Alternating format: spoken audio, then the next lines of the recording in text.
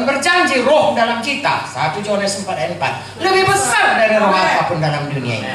Apapun yang dibuat setan kepada kita, setan manapun mengganggu kita. Saudara lihat tadi malam, kan tidak ada yang bisa mengganggu. Karena banyak orang datang itu, saudaraku masih terikat setan. Tapi tidak bisa berkutik, karena saudara berdoa. Berbulan-bulan saudara berdoa, berpuasa lagi. Dalam nama Yesus, semua roh jahat tidak bisa kau berkutik. Terikat semua. Dan Mazmur 2 berkata, kalau dia berusaha melepaskannya, Tuhan tertawakan dia. Haleluya, saudaraku. Dengan arti kata, tidak ada kuasanya untuk melepaskannya. Kuasa nama Yesus, nama di atas segala. Segala luka bertemu kita katakan, kita usirkan dalam nama Yesus, semua roh jahat harus tunduk. Nah, itu dikembalikan kepada kita. Jadi Tuhan mau kita ini, ya, semua hidup berkuasa. Tidak lagi di bawah hamba dosa, tidak lagi di bawah setan, tidak lagi bisa ditipu, tidak lagi seperti dikatakan semalam, setan itu datang mencuri, membunuh, membinasakan, tidak bisa. Wahyu 12 ayat 11 berkata, kita mengalahkan itu dengan darah Yesus, dengan perkataan kesaksian kita, dengan hidup kita yang tidak sayang kepada nyawa kita untuk Tuhan. Haleluya. Memangnya saudaraku, kita sesudah kita hidup, saudaraku, ya, dihidupkan oleh Tuhan, kita hidup untuk Tuhan saja. Nah, jadi sebagai anak Tuhan, saudaraku, kita harus menyatakan kepada dunia ini, mendemonstrasikan kepada dunia ini, ya, bukan hanya memproklamirkan, mendemonstrasikan bahwa Yesus itu Tuhan yang hidup. Oh, nama Yesus nama di atas segala nama. Oh, kita bukan hamba dosa. Kita hamba kebenaran. Hidup kita adalah mempermuliakan Tuhan. Itulah yang dipilihkan Tuhan. Jadi orang-orang Kristen adalah orang-orang lebih dari orang yang menang. Sebagai bintang-bintang yang bercahaya di dunia ini. Mungkin saudara, ya, secara dunia tidak punya kedudukan tinggi, tapi secara rohani saudara memerintah. Di dalam rumah tangga saudara, saudara memerintah, tidak sembarangan setan bisa menyentuh. Di dalam profesi saudara dan kepemilikan saudara, apa yang diberikan Tuhan berkat, saudara yang memerintah. Ya, saya ingat saudaraku, saya pada waktu saya belum selamat, kadang keluarga-keluarga, ya, paman saya atau saya kerja keras pun dia, ya, kita nggak tahu, tiba-tiba rugi, habis semuanya. Lalu kemudian saudaraku disimpan uang, tiba-tiba sakit, pergi berobat, habis semuanya. Itu kan dicuri sama setan. Ya, baik-baik mereka saudaraku, ya, tiba-tiba bertengkar, pecah rumah tangga. Di dalam Tuhan, Tuhan berikan otoritas, kita menang, dan itu semua untuk kemuliaan bagi nama Tuhan. Itulah kita diciptakan Tuhan untuk berkuasa di bumi ini untuk mempermuliakan nama Tuhan. Satu lagi, Tuhan berkata di dalam Kejadian, saya percaya saudaraku, gembala sidang akan mengajarkan saudara sehingga semua kalian di sini adalah pemenang-pemenang. Haleluya. KKR menang, non KKR pun menang. Bisnis pun menang. Apapun jabatan saudara menang. Apapun profesi saudara menang. Dimanapun saudara, kapanpun, apa saja pun, saudara lebih dari orang yang menang.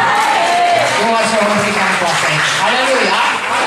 Jangan kecil hati kalau belum jadi itu. Maju terus. Ya, pegang iman, pegang janji. Mana dikatakan tadi malam saudaraku, ya, semua janji Tuhan ini datang kepada kita dengan iman. Orang berkata, kau bilangnya sudah kau berkuasa, aku tengok kau, ya, masih berantakan di rumah tanggamu. Jangan mau mundur. Ya, Ibu Joyce berkata, seperti pohon ara yang besoknya baru nampak kering. Ya, kalau kita sudah proklamirkan Tuhan yang menang, nama Yesus yang menang, itu pasti jadi. Ya, haleluya. Tekun terus. Amin, saudaraku. Kita adalah yang bertekun dan hidup. Kita bukan orang yang menyerah lalu binasa, tidak. Kita orang yang lebih daripada orang yang menang oleh karena Kristus yang mengasihi kita. Amin. Satu lagi saudaraku, ayat 28. Jadi Tuhan mau supaya kita segambar dengan Dia dan dipulihkan. Tuhan mau kita berkuasa dan dipulihkan.